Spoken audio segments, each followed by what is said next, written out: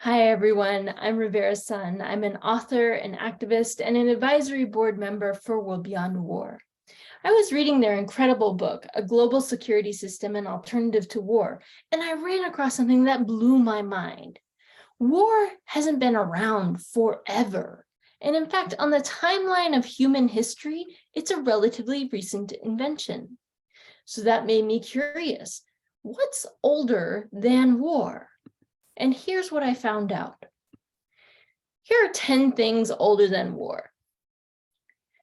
First of all, we got to know when was this invented? How old is war? And the answer, which you'll find in their book, is that it's the earliest evidence of organized violence is only from 10,000 BCE.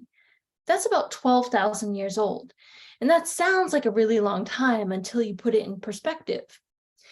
Homo sapiens sapiens has been around for about 300,000 years, and we've been around as other forms of human beings for a lot longer. On that kind of a timeline, 10,000 BC is nothing. You know what's older than war? Is weaving, pottery, painting is older than war. String has been around longer than war.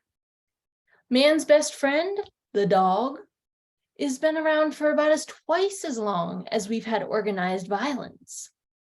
Goddess statues and religion and faith and spirituality predates war tremendously. Fish hooks have been around about 4 times longer than war.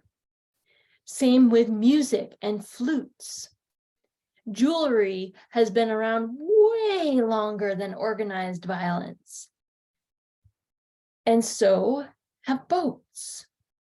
And in fact, if we look at something like fire, which is considered a quintessential technology of human beings, we've been working with it for about 1 million years, so much more longer than we've been doing this thing called war.